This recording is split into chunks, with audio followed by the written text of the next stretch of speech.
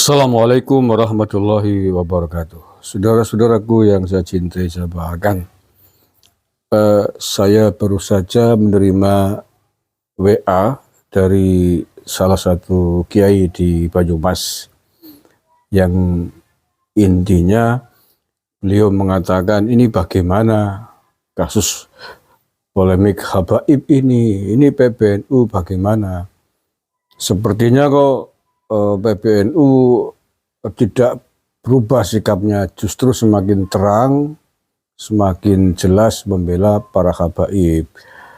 Beliau mengatakan pidatonya Kiai Miftahul Ahya, Rois Am, dan Ketua Umumnya Gus Yahya Khalil Stakuf yang pada sebuah acara bersama Lazisnu, di situ Gus Yahya kembali mengatakan bahwa tetap berhusnudon terhadap para habaib sebagai zuriyah Nabi SAW.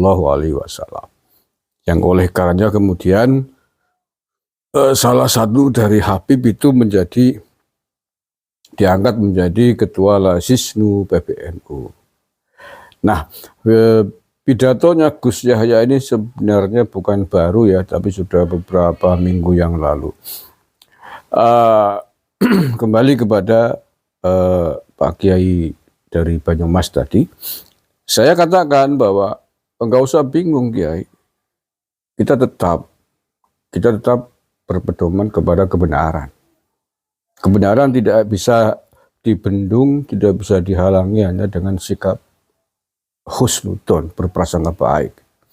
Jadi enggak usah dibingungkan, tidak usah dihiraukan, dan tidak usah menjadi kendala di dalam kita berjuang menegakkan kebenaran, membela kebenaran. Kebenaran is kebenaran. Ungkapan fatwa-fatwa itu, apalagi itu kan sifatnya pribadi, bukan keputusan resmi pengurus besar Nahdlatul Ulama. Itu sikapnya pribadinya Kiai Miftah dan sikap pribadinya Gus Yahya Khalil Stakuf. Kalau boleh saya tanggapi, mengapa Gus Yahya Khalil Stakuf mengatakan demikian? Satu, sudah terlanjur malu, sudah terlanjur mengangkat Habib menjadi ketua Lazisnu PBNU. Jadi sebagai sebuah sikap tanggung jawab organisasi, jadi tetap dibela gitu ya.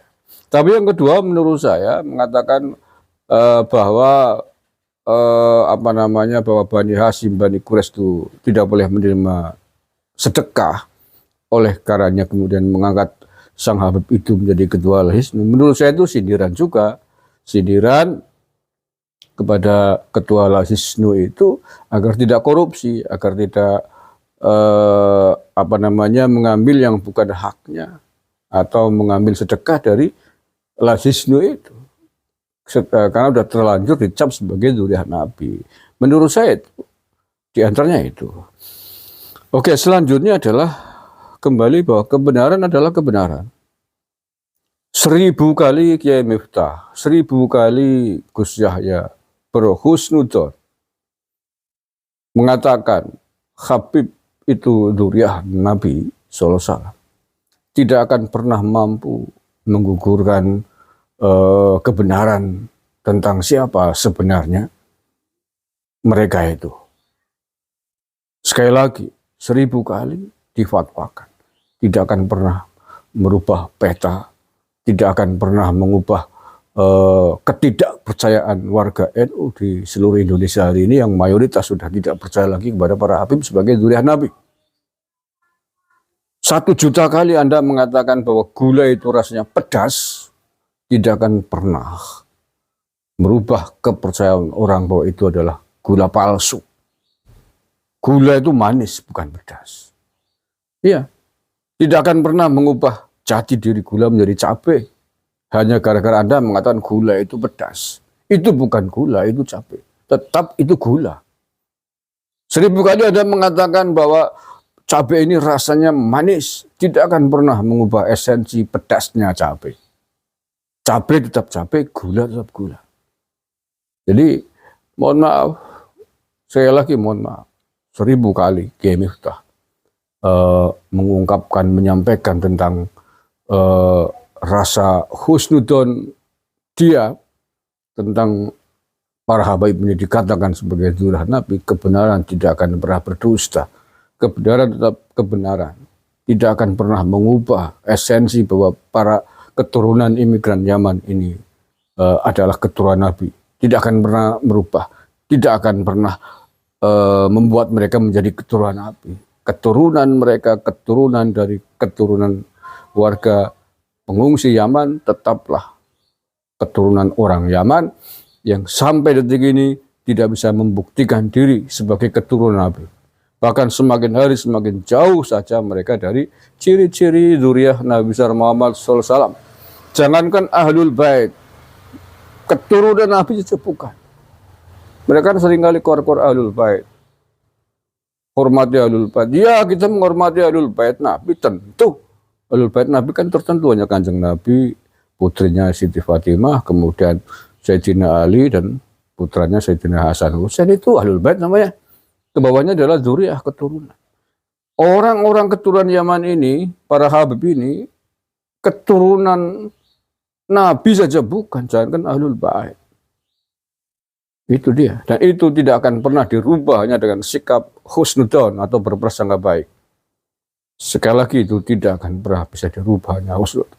Yang bisa merubah adalah bukti fakta ilmiah tentang siapa mereka. Baik dari sisi nasab, dari sisi sejarah, dari sisi darah, DNA, dan lain sebagainya. Sampai detik ini, beberapa unsur fakta-fakta itu sama sekali tidak mendukung tentang klaim mereka mengaku sebagai keturunan Nabi Sallallahu Alaihi Wasallam. Terima kasih. Assalamualaikum warahmatullahi wabarakatuh. Jadi bagian orang apidato anak sehat dari kain maafin maka dari PB itu maka aku udah kiasat ada jalur tapi tidak tahu marugi udah kain usyak toro enak maka ini montro selamat sampai usyak toro kuda sekalian tapi salah lopot perang tidak tahu kuda marugi NU tak usah sampai pamitan waktu usyak toro mas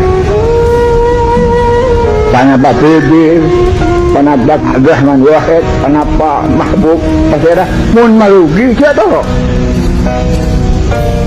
Saya tahu apa yang dilihat, saya tahu asalana. Terakhir, ngerti sampean.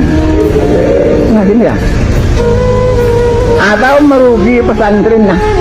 Pesantrennya siapun kalau bina pun pengatuan apa yang tak aku sunnah wal jamaah tak aku pada banyak mana mendidik sunnah wal jamaah maka pas penggantinya rosak penggantinya umpamanya anakku udah menikah ganti kuda rosak anakku udah menikah mengkaya siatoro buat ini siatoro mentak cocok tinggal kuda siodi mentak cocok dengan kisah Sun Arifin sebagai barang masjid siatoro terang menikah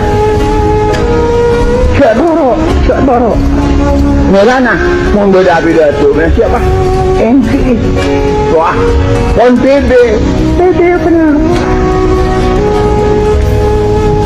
ampun mustasar kenapa mun merugi dia kah esnya para jualan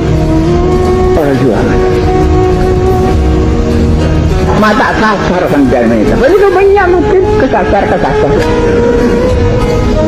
ini kesemakin ya kah